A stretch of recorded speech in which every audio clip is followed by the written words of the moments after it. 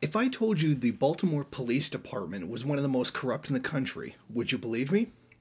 Well, now a new trial that's ongoing has showed that a police officer has testified that the Baltimore police have robbed people, planted evidence, and committed racketeering.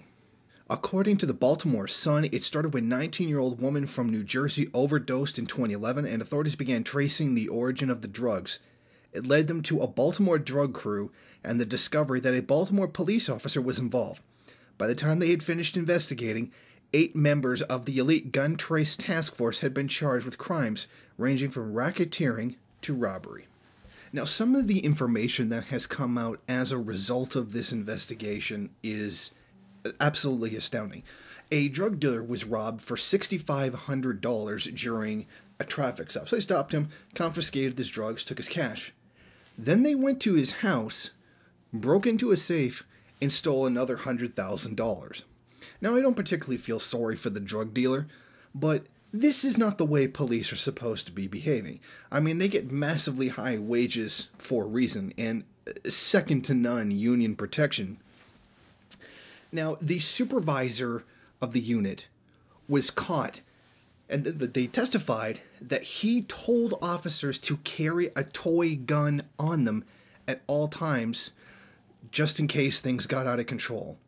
In other words, he told police officers under his command to carry a fake gun to plant on people that they gunned down as a way of trying to, in other words, to plant evidence on people in order to cover up a police killing. Now, when one of the officers, Marcus Taylor, was arrested, officials couldn't figure out why he had a toy gun in his possession. And then as a result of that investigation, that came out as to why he was carrying a toy gun on duty. Now, another officer, Maurice Ward, had this habit of driving really fast at people and then slamming on the brakes. In other words, making it look like he was going to run them over. And whoever ran away was who they chased. And then one officer, Jenkins, believed that all young men and who had backpacks were dope dealers, and anybody who had a Honda Accord with tinted windows was also a drug dealer. And these people specifically, I mean, it was not even race, but, of course it was skewed towards race, was what police considered someone who was suspicious. Just having a Honda Accord with tinted windows was enough. Or just being a young man with a backpack like, high school kids and college kids would frequently have. Now, 6 of the 8 officers who were arrested, 6 of the 8 have agreed to testify.